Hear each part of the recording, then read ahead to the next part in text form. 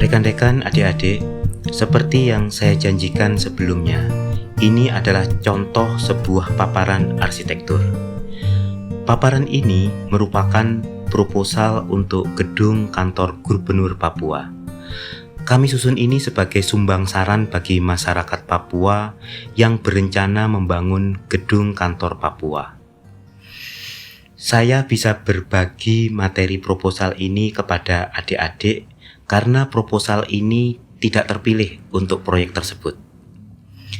Dengan demikian, saya bisa share di sini dan kita pakai untuk bahan belajar. Berhasil dan gagal adalah hal yang biasa. Bila kita gagal, ya tidak apa-apa.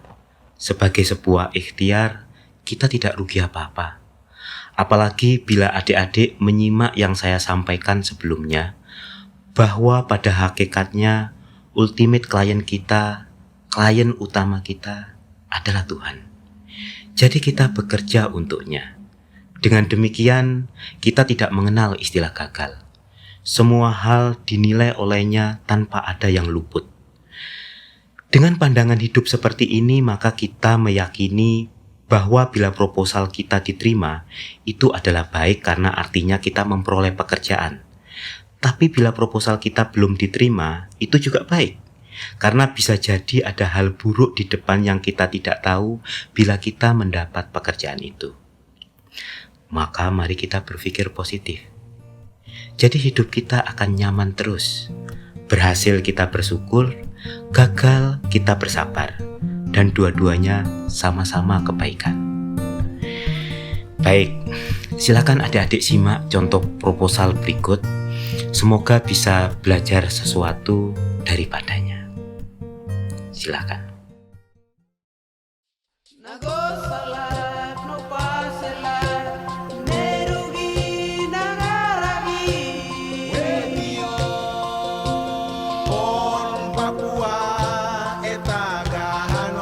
Inilah kondisi kantor Gubernur Papua saat ini. Gedung yang mulai digunakan sejak tahun 1971 ini sudah cukup tua, 50 tahun, sehingga nampak tertatih-tatih menyesuaikan diri dengan derap langkah masyarakat Papua yang semakin berkembang dari hari ke hari. Kemajuan yang diraih Papua dalam beberapa tahun terakhir seolah mengisyaratkan bahwa kantor gubernur ini sudah waktunya untuk ikut dibenahi. Kondisi kantor gubernur Papua saat ini sudah tidak layak untuk digunakan. Di samping karena usianya yang sudah tua, juga karena kebutuhan ruang kantor yang lebih representatif dan sesuai dengan kebutuhan pemerintah dalam rangka melayani dan memperjuangkan kesejahteraan rakyat Papua. Kebakaran yang melanda Sasana Krida pada 2018 yang lalu menjadi salah satu pertanda bahwa memang ada yang perlu dibenahi, baik menyangkut sistem keamanan, kenyamanan, dan fungsi bangunan. Bila kita meninjau kantor-kantor kepala daerah di seluruh Indonesia, kita mendapati bahwa mereka semua sudah berbenah dengan gedung-gedung yang lebih representatif, modern, dan memiliki sarana yang mumpuni untuk melayani kebutuhan rakyatnya. Sementara bila kita lihat kantor gubernur kita, Papua, belum berubah sejak 50 tahun yang lalu. Sangat tidak cocok sebagai representasi salah satu provinsi terkaya di Indonesia. Berdasarkan kenyataan tersebut, maka dirasa perlu untuk mewujudkan sebuah bangunan baru bagi pelayanan seluruh rakyat Papua, yaitu gedung kantor gubernur yang baru. Hal pertama yang perlu dilakukan untuk mewujudkan mimpi kita akan adanya bangunan gedung kantor gubernur Papua yang baru adalah perencanaan dan perancangan yang matang, planning and design. Kantor gubernur ini akan menjadi bangunan yang paling penting di seluruh Papua nantinya, paling berpengaruh, di mana keputusan-keputusan penting bagi rakyat Papua akan diambil. Maka bangunan ini harus dirancang dengan pertimbangan yang matang, dengan dasar filosofi yang benar, dan eksekusi teknis yang tepat.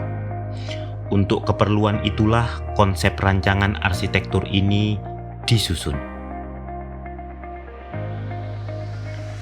Sebagaimana aturan dasar arsitektur di seluruh dunia sejak zaman Yunani kuno yang mendasarkan pada trilogi Vitruvius, bahwa sebuah bangunan harus memperhatikan 3 hal, yaitu utilitas, firmitas, dan venustas, atau fungsi, kekuatan, dan keindahan. Maka bangunan kita pertama-tama harus bisa mewadahi aktivitas pegawai dan masyarakat Papua nantinya. Fungsional, mudah dirawat dan nyaman digunakan. Itu trilogi yang pertama. Yang kedua, firmitas, bahwa bangunan kita harus memiliki struktur yang kokoh berdiri, tidak mudah roboh, mampu menahan hempasan air, sapuan angin, dan goyangan gempa. Serta trilogi yang ketiga, memiliki nilai keindahan. Oleh karena itu, pertama-tama yang kita perhatikan ketika merancang gedung ini adalah bahwa gedung ini nanti dapat berfungsi dengan baik. Pengguna dan masyarakat dapat memanfaatkan dengan nyaman, memiliki tingkat keamanan yang mencegah adanya musibah dan kecelakaan pada bangunan. Juga memperhatikan kesinambungan lingkungan hidup. Karenanya semua parameter rancangan akan dipenuhi, seperti standar luas ruang, kecukupan jalur evakuasi, kebutuhan toilet, dan penyandang disabilitas, serta perhitungan kebutuhan pengaturan hawa yang hemat energi. Struktur bangunan tentu akan dirancang dengan kokoh tapi efisien.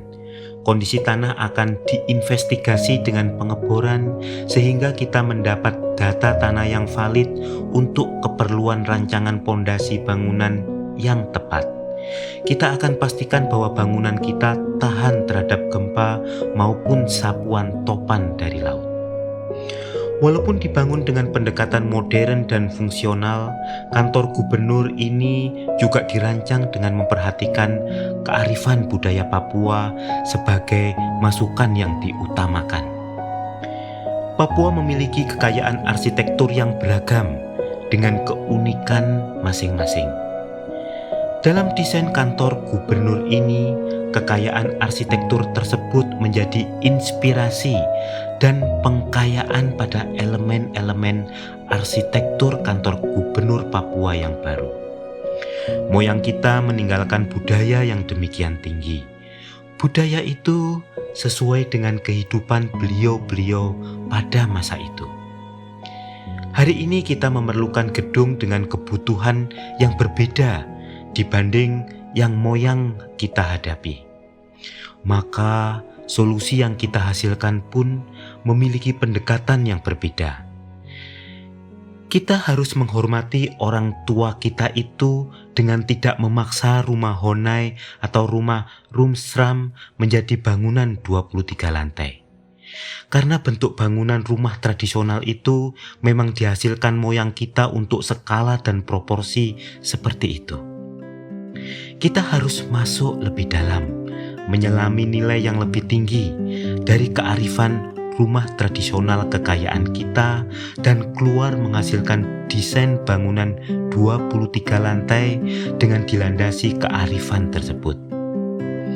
Rumah Honai, rumah Ebai, rumah Wamai, rumah Kariwari, rumah Rumsram, dan sebagainya itu dirancang dengan hati-hati oleh orang tua kita dengan skala dan proporsi yang sudah tepat.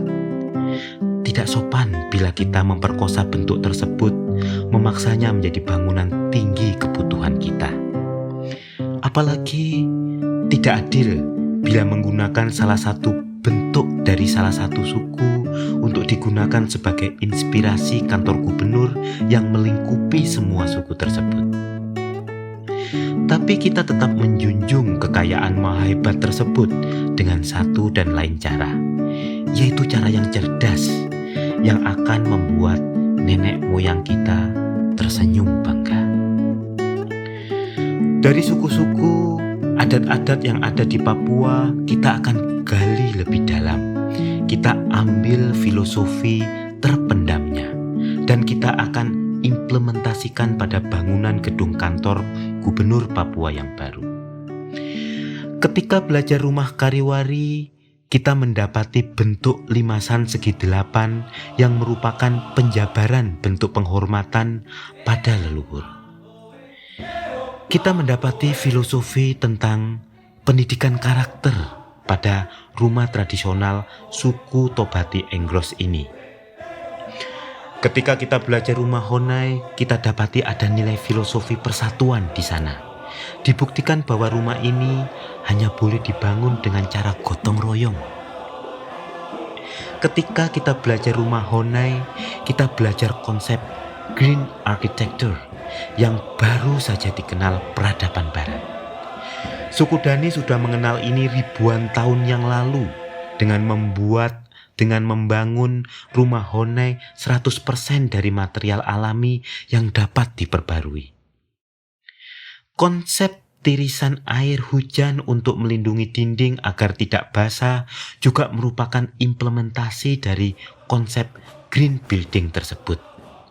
Juga strategi mereka membuat rumah tanpa jendela sebagai respon pada suhu yang dingin karena rumah Honai biasanya berada di ketinggian 1.600-1.700 di atas permukaan laut.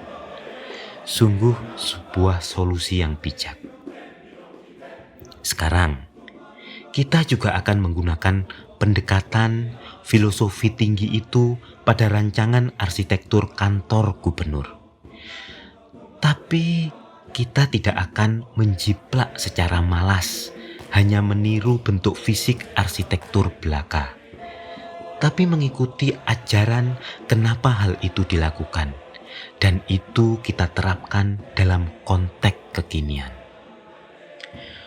Orang tua kita, nenek moyang kita tersebut akan bangga karena ajarannya dipahami oleh kita penerusnya dan diejawantahkan sesuai zaman di mana kita hidup. Ketika kita belajar rumah Honai, kita menjadi tahu bahwa bentuk arsitektur tradisional Papua tidak dibuat asal-asalan, tetapi ada makna filosofisnya. Bentuk lingkaran pada atap melambangkan tali persaudaraan yang tidak terputus. Mereka sadar bahwa yang menghubungkan persaudaraan sesama manusia bukan hanya warna kulit, tapi tangan. Bahwa sesama manusia harus bergandeng tangan, membentuk lingkaran yang tidak terputus seperti atap rumah Honai. Demikian ketinggian filosofi orang tua kita. Baik rumah Honai, Kariwari, Rumsram, dan sebagainya. Jumlahnya banyak sekali sebagai kekayaan Papua. Dan dengan ajaran itu, kita adalah anak yang patuh dan mewarisi nilai-nilai luhur tersebut. Oleh karena itu, dalam mendesain kantor Gubernur Papua, bentuk yang kita hasilkan juga didasari nilai-nilai filosofis sama dengan nenek moyang kita memiliki ketinggian pemahaman akan makna hidup dan kemanusiaan. Maka kita merancang bentuk kantor gubernur dengan nilai filosofis yang sebagai berikut. Pertama, kita perlu memulai rancangan kantor gubernur Papua dengan menentukan bentuk dasar bangunan. Kita memilih bentuk kotak sebagai dasar bangunan karena bentuk kotak memiliki sifat yang paling efektif untuk penyusunan ruang kantor dan efisien untuk mewadahi aktivitas orang bekerja. Kita buat bentuk bangunan terdiri dari 3 tugu utama yang terinspirasi oleh lambang Provinsi Papua. Di sana, di lambang itu kita melihat 3 tugu yang berdiri di atas tumpukan batu. Maka dengan demikian masa bangunan kita terbentuk. 3 tugu utama. Pada implementasinya, konsep 3 tugu ini akan diejawantahkan dalam bentuk menara utama yang merupakan bangunan 23 lantai yang diapit oleh bangunan 3 lantai di kiri kanannya. Sedangkan podium bangunan merupakan perwujudan dari narasi tumpukan batu yang disebut pada lambang Provinsi Papua tersebut. Sedangkan angka 23 diusulkan di samping untuk memenuhi fungsi bangunan yang membutuhkan jumlah lantai sebanyak itu juga sebagai simbolis angka 5, yaitu 2 dan 3, sebagai simbol dari jumlah wilayah adat yang ada di Papua. Dari 3 bentuk masa bangunan tadi, yang ada di tengah merupakan tugu yang tertinggi. Inilah menara kantor Gubernur Papua.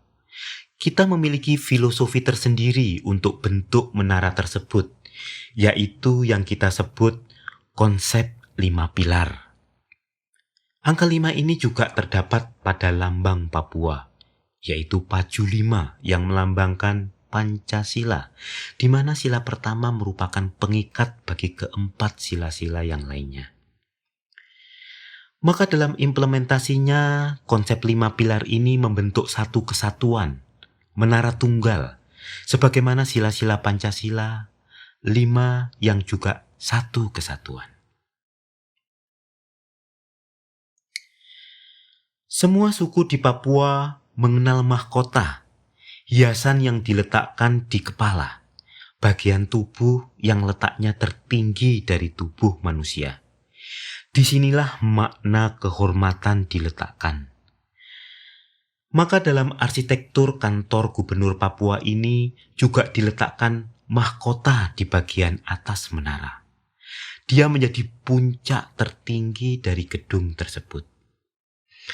Sebagaimana ajaran adat di Papua, mahkota ini pun juga dibentuk berdasarkan filosofi yang tinggi. Mahkota ini mempunyai bentuk dasar piramida terpancung dengan makna sebagai berikut.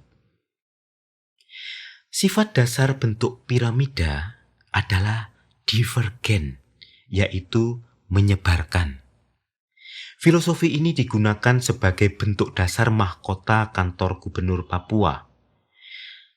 Artinya adalah pemerintah Papua berfungsi untuk menyebarkan kesejahteraan bagi seluruh rakyat Papua, baik dalam arti kenegaraan, yaitu sebagai wakil pemerintah pusat untuk menyebarkan pembangunan di Papua, juga dalam arti kosmologis, yaitu sebagai perantara bagi rahmat Tuhan menyebar ke bumi Papua, sebagai penerus perjuangan nenek moyang dalam melestarikan alam Papua dan mensejahterakan penduduknya.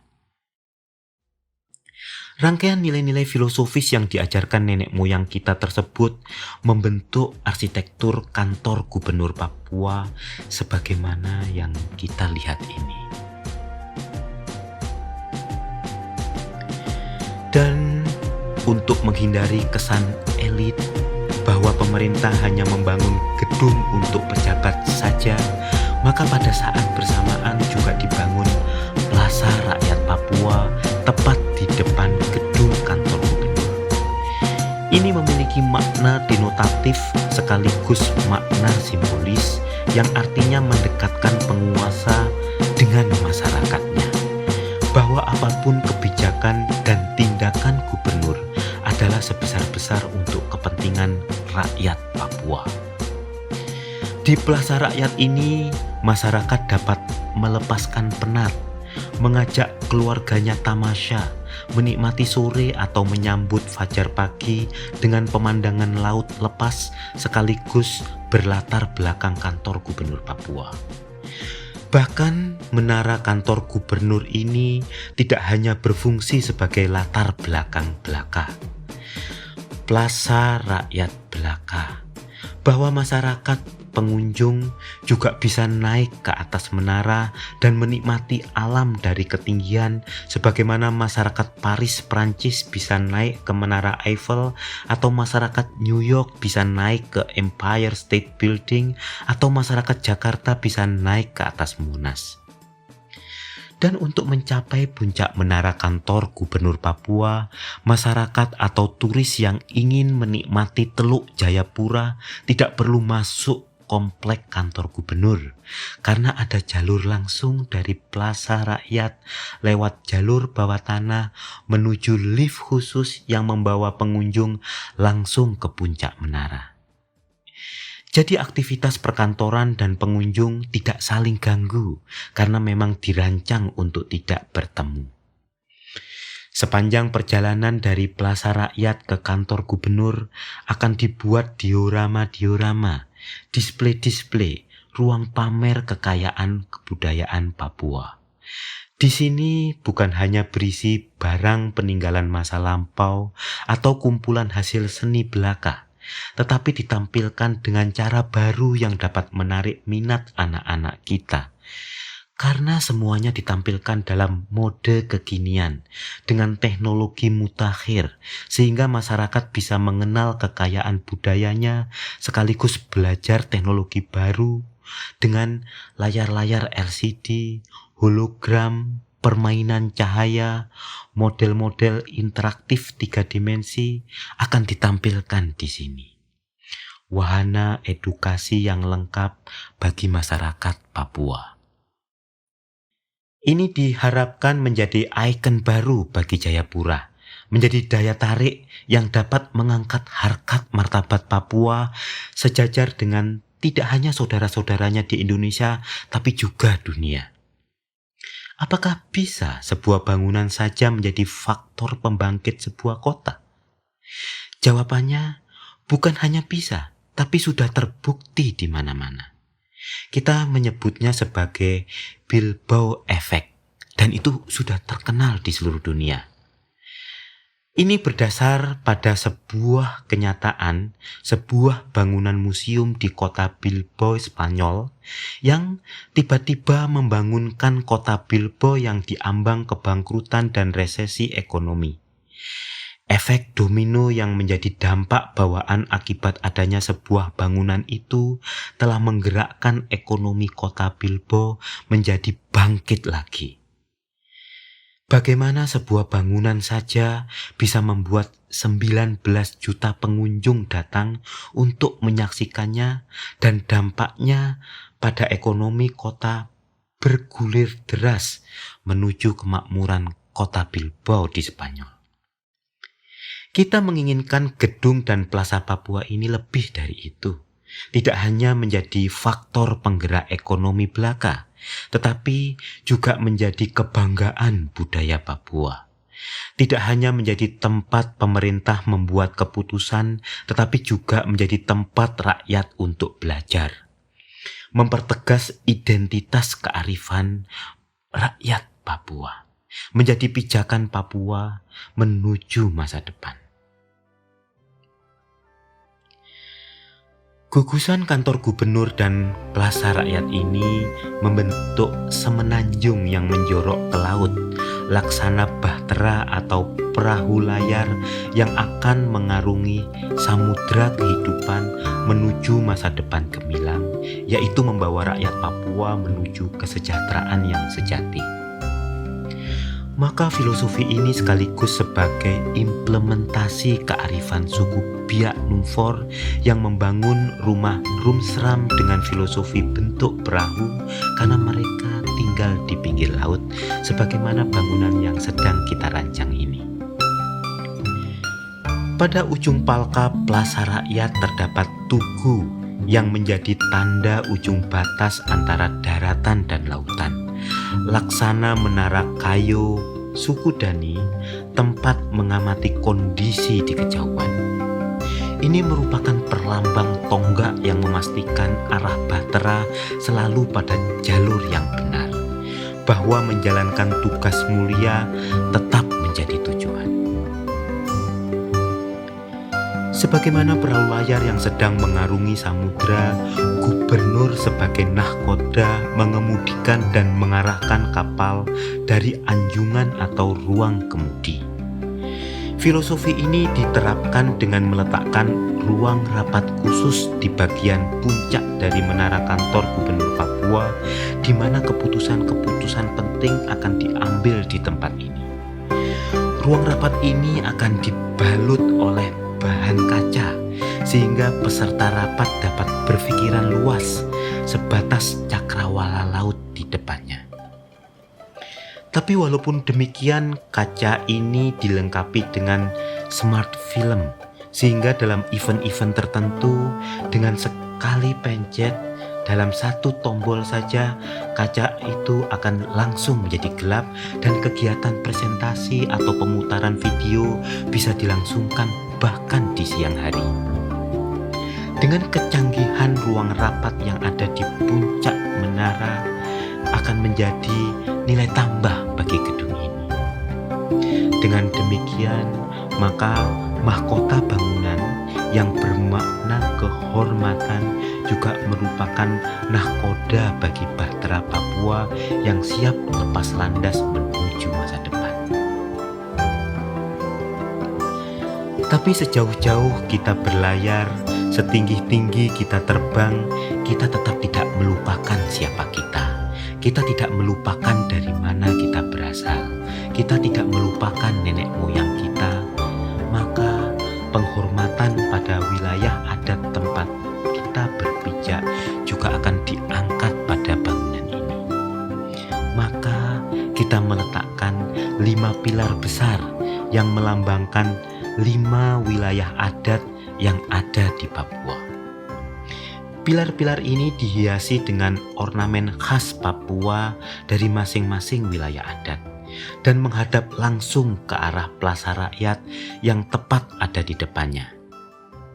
5 pilar ini diletakkan di entrance, gerbang masuk utama kantor gubernur sebagai perlambang bahwa siapapun yang masuk Papua harus ingat bahwa mereka sedang menginjak 5 wilayah adat dan sebagaimana adat ketimuran perlu menunjukkan rasa hormat pada tuan rumah.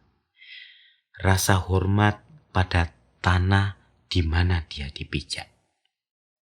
Mamta, Saireri, Animha, Lapako, dan Mepako. Demikian filosofi yang menjadi dasar arsitektur kantor gubernur Papua. Di samping nilai-nilai filosofis tersebut, tentu saja hal-hal teknis juga sangat diperhatikan dalam perancangan kantor gubernur Papua ini. Dalam dokumen teknis yang terpisah akan dapat dilihat bahwa segala fungsi sudah dipertimbangkan. Standar kantor tingkat internasional juga dijadikan acuan di samping berbagai standar dari pemerintah nasional, sekaligus juga memperhatikan kekhususan otonomi Papua. Konsep green building akan diterapkan bukan untuk mendapatkan sertifikat dan penghargaan, tetapi sebagai bentuk penghormatan kepada alam sekitar. Konsep smart building akan diterapkan untuk menjamin kegiatan di dalamnya dapat terselenggara dengan aman dan nyaman sekaligus untuk mengabarkan pada cakrawala bahwa Papua juga bisa. Dalam rancangan ini kantor gubernur berada di sisi kanan bangunan, sedangkan wakil gubernur dan sekda menempati sisi kiri bangunan. Sedangkan menara tinggi yang terletak di bagian tengah merupakan kantor-kantor kelengkapan organisasi perangkat daerah OPD. Helipad yang berfungsi sebagai penunjang kegiatan pejabat diletakkan di sisi kanan ruang kerja gubernur, bukan di puncak menara, dengan pertimbangan gubernur, wakil gubernurlah yang akan banyak memanfaatkan fasilitas ini.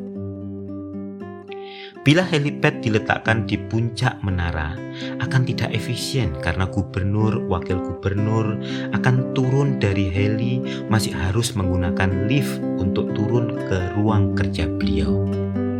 Di samping itu, meletakkan helipad di puncak menara akan menambah beban struktur menara sehingga menyebabkan keborosan untuk fungsi yang kurang optimal.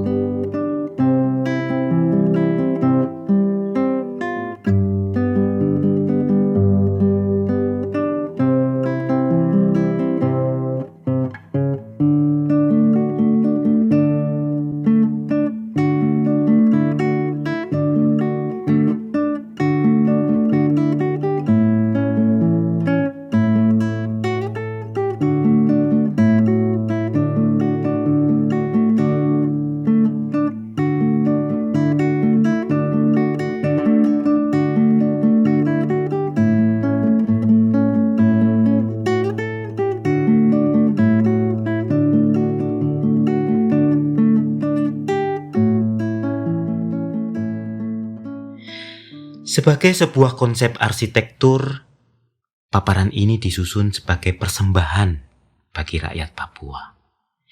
Sebagai sebuah harapan atas kemajuan bagi tanah tumpah darah kita. Tanah tempat terbitnya matahari yang melambangkan lahirnya semburat semangat baru untuk mencapai cita-cita bersama, yaitu kesejahteraan rakyat Papua.